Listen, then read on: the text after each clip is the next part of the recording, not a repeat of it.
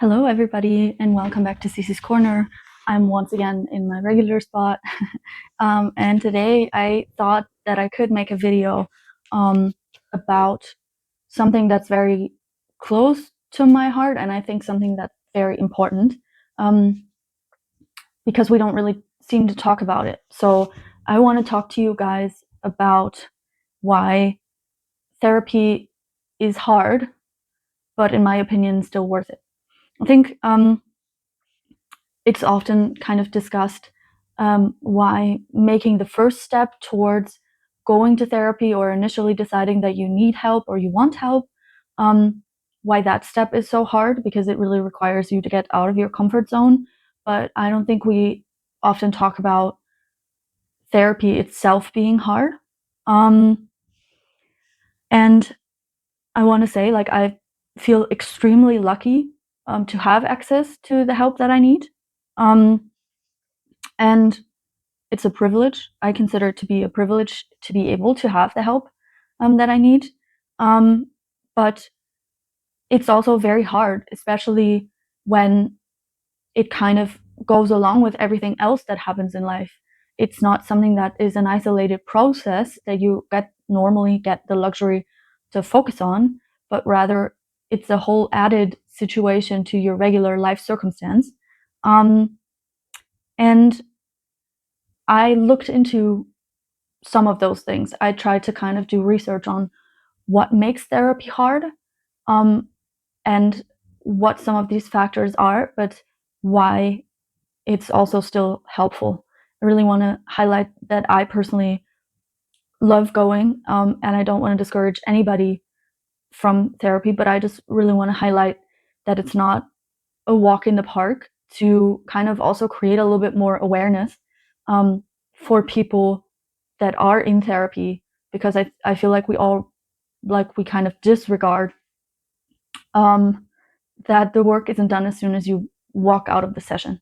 Um, Okie dokie. So if I'm looking down again, it's because I'm looking at my notes. Don't worry. First of all, the step one that I already alluded to in the beginning was going to therapy in the first place, starting to go. Um, and a reason why people often struggle making that decision is because of social stigma and personal shame. Um, Depending on where you've grown up in or what your home environment looked like, um, you might not have been raised to be super open-minded, and just in general, maybe it's a cultural thing. Plus, also, I think still to this day, people often have the idea that if you go to therapy, something must be wrong with you, when it's actually quite the contrary, because you're trying to get better. So it's kind of the opposite thing of something being wrong with you. Um, there's also obviously a fear of opening up and then being judged for it. So especially if you have to talk about something that's especially vulnerable for you, that can be difficult for some people to imagine. And then there's also the option where people just deny that they need outside help and are wanting to deal with things alone, and that might work great for the most part until it doesn't. Um, and then there's obviously practical and logistical challenges. I also mentioned in the beginning, therapy happens on top of regular life. So if you've already got a lot of stuff that you need to take care of, that can influence the decision, saying, oh, I don't have the time and room to go. But also, you might not have access because you live in a part of the world where you can't just easily go someplace. And then you also have money as an issue depending on where you are. It's not free to go to therapy. It's something that's an extra added expense, and it can be extremely expensive. So it's also not affordable for everyone. Um, and then life challenges that come on top of everything can make it more complicated for people to take the decision, um, because sometimes you have a family or you have other responsibilities like going to school, going to work. So you know, it's difficult to make time to fit it in your schedule. Um, and then also, it's often that people don't know what to expect. And because they don't know what to expect, they're scared to go, which is a shame, to be honest. But I do get it. If it's something that you haven't been in touch with or you have no experience, it can be quite frightening to think about. So, yeah, totally valid. all of those, to be honest. Let's go to the next step, which is when you're in therapy. Why is being in therapy hard? So the first thing I want to highlight is that therapy isn't magic, and it takes time, depending on what the problem is or how complex your situation may be. It's not an easy fix. Some people respond quicker than others, and some people, um, it differs very individually on the constellation of like how good is your therapist, how well do you get along, what is your situation like. There's a bunch of combinations, but it's just a thing where it takes time. It's not something you go to 3 or 4 sessions and after that you're fine. But usually it's a little bit more of a process depending on what your situation is. Obviously, if you're just someone who wants to go to kind of have some emotional support, then maybe it goes a lot quicker. But that also means that the form of therapy that you have is probably a little bit different. So this might not be targeted to you especially, though I really, really admire people wanting to just have support in life, even if they don't really have, let's say, one specific thing that they need to address or some specific topics. Because, yeah, get some help if you want some help, if you can. Amazing. The next thing that I said is it's really hard because you basically revisit traumatic experiences or like dark things that happened in your life or negative things. And that's not always easy to cope with, especially in daily life, because you don't get to go home and rest. You get to go home and focus on other stuff immediately. So there's not really so much room for it. Like for people who, let's say, for example, have a hard time expressing emotions and think expressing their emotions is a danger, is like a pattern for them, that can make it really hard because it's just forcing you to get reacquainted with your humanness and the world of emotions that we have. And that's not easy for some people, including me, to like get connected with. So that's very exhausting. And then also some people have like a subconscious fear of change, because obviously in order for the therapy to work, you're going to have to change and adapt, and take what you have learned and apply it. And that is scary because, especially, our nervous system is like hardwired a certain way, and tweaking things and making positive changes can sometimes feel like a danger to the brain and like what it does. So I think that's most importantly also a big reason why people are a little bit reluctant, and then it takes even more time because it's also exhausting to constantly fight yourself, in every way, because you're trying to do what you think is correct while at the same time your body and mind are telling a different story. And then it can also be really, really difficult, if you struggle with internalizing experiences. So if your normal, let's say, default, that you have learned is to just internalize all your experiences and internalize everything that's going on, and you're not really used to sharing your thoughts and sharing your emotions with other people, that can make it extremely difficult because therapy requires you to do so. So again, it's this push and pull between what you may know is necessary, but what you feel is completely the opposite. And I think combining the two is really tough, and it takes a lot of effort and energy, and that can be really exhausting. There is actually such a thing as like a therapy hangover, because these processes that we just talked about, they take so much of your energy and they're so intense because it's something that happened so deeply inside of you, that it can be super emotional, super draining, and all of the above. And yeah, sometimes it takes us a while to kind of get with the program and kind of understand, that this is just an effect of the therapy working, and how we can, be kind to ourselves in order to encourage going further in the process and like keep going, keep showing up, those things. Because yeah, we don't really get rest in regular life. So it's important to know that this can happen and that it's normal, but that we just need to treat ourselves with a little extra love on those days where we feel the effects. I also want to highlight that, like, depending on what type of therapy, it can be even harder, because if you're going to trauma-specific type of therapy that like addresses the traumas that you have in a different way, you have like another extra added intensity. So I did my research and it said that people who do trauma therapy can like experience emotional discomfort and incredibly intense feelings while going to therapy, and that is like a whole thing that can affect your daily life.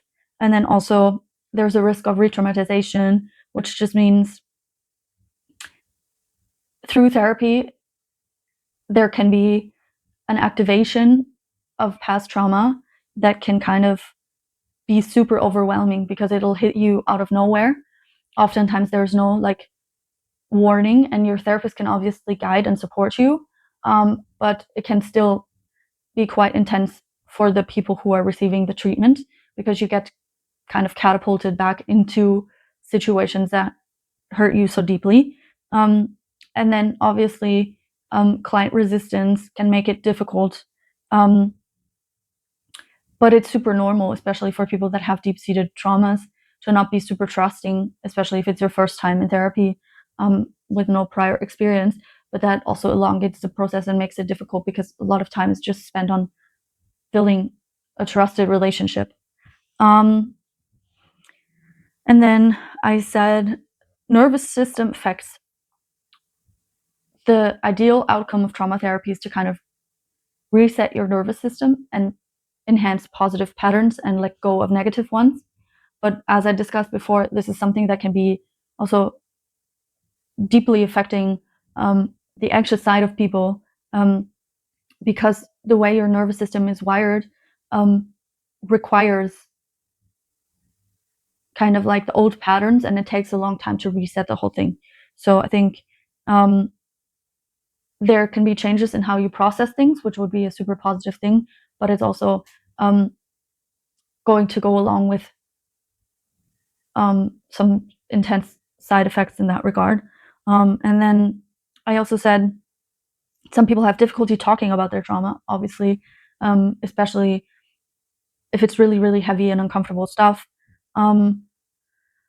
But it's unfortunately necessary to kind of talk about the things, because I think, especially in trauma therapy, talking about it, saying things out loud can, first of all, be a huge relief, but second of all, is what is necessary for your therapist to understand you and then be treating you accordingly.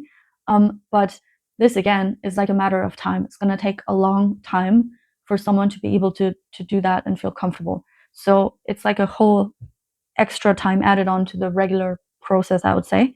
And I think especially with like people with traumatic experiences, oftentimes you'll find out some new truths about yourself and about the way that you thought about the world and about other people in your life. And that can be a revelation that is super positive and that will help you so much. But there's also the other side of the coin, where you can realize that some of these things aren't nice. So it's really difficult, because usually it goes hand in hand, according to the research that I did. It can, of course, validate your experience, and feel like, okay, finally, I am not crazy. What I was thinking or feeling is correct, but at the same time can highlight something else which you hadn't paid attention to, and that's confusing, overwhelming, and all the things above. And I think it's one of the hardest things that nobody really talks about, is that the revelations that you may have are helpful, but they might not always be nice. Let's talk about why therapy takes effort, yeah? So the therapists, they are meant to help you figure it out, but there's no magic solution, like I said right in the beginning, and there's no quick fix to solving things. So it really takes your effort and presence to make sure that things can move and the process can keep going. So you need to be present and not just show up, but actually participate. there can be difficult things about yourself that need changing. And that's another thing. I think we often come to therapy thinking, oh, I have this problem and I need it fixed. But we maybe not always have access to the things within ourselves that also need changing. And I'm not saying that in a negative way, but if you've learned a certain behavioral pattern, you need to change and you need to accept that things that you are doing may not be super positive for you or others, and learning that part of you, where it came from and why it is the way it is, but then also are willing to make a change, which requires extreme effort and energy. And then, I also said facing your feelings takes a toll.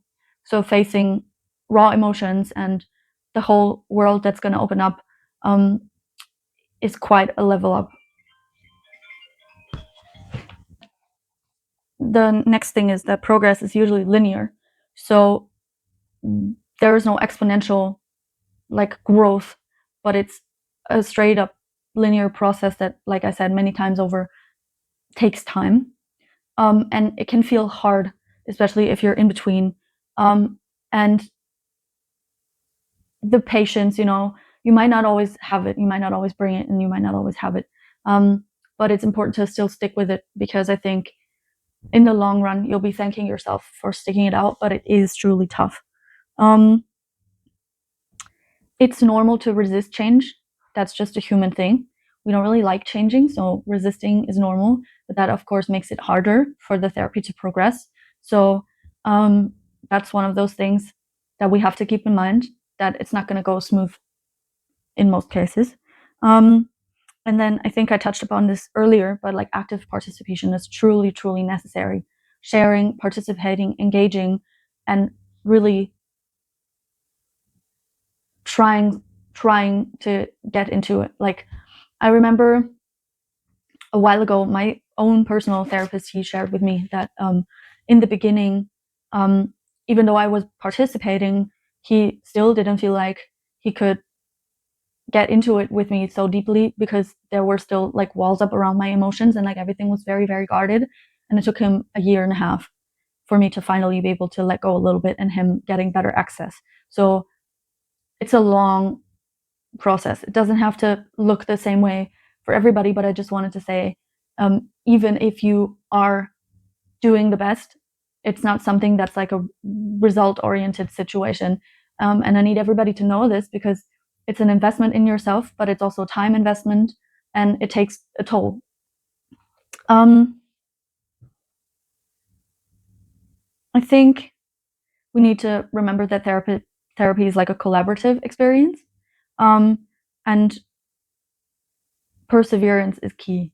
So both the therapist and you need to work together, and you need to maybe aim for certain goals that you want to achieve, and then really make an effort to both get there. But it's not, magic. Reasons why I personally think it's worth it is, that it's very clear that you can get out of therapy what you put in. So the more effort you put into the therapy, the better you're going to feel in the long run. But the effort, again, comes with some strings attached. So it's gonna get worse before it gets better normally. Be prepared for this. I think what's important to know is that setbacks are normal. It's just a normal human experience, but especially in this case, it's very normal. The aim is to kind of, change some fundamental things about yourself, about you, the way you see the world, about your emotional world, and then just in general about your life. Because the old patterns, they no longer serve you. You've discovered something new, something better. So that's what it's about. And the positive things far outweigh the negative ones, but you get to kind of learn new ways of coping that are healthier for you and that are better, and that you wouldn't have been able to find, maybe possibly on your own, because somebody else is contributing to the process and giving you their input, their ideas, and kind of leading you on this path.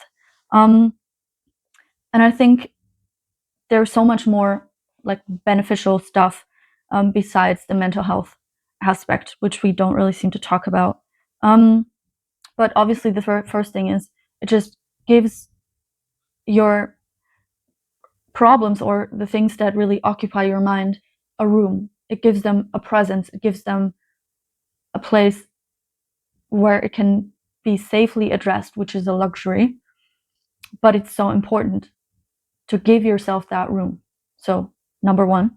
But then also, it builds self-esteem and resilience because you kind of get to touch upon these negative things, address them, and make them better. So you're more confident in yourself. And you also know that you can take a lot, you can deal with a lot.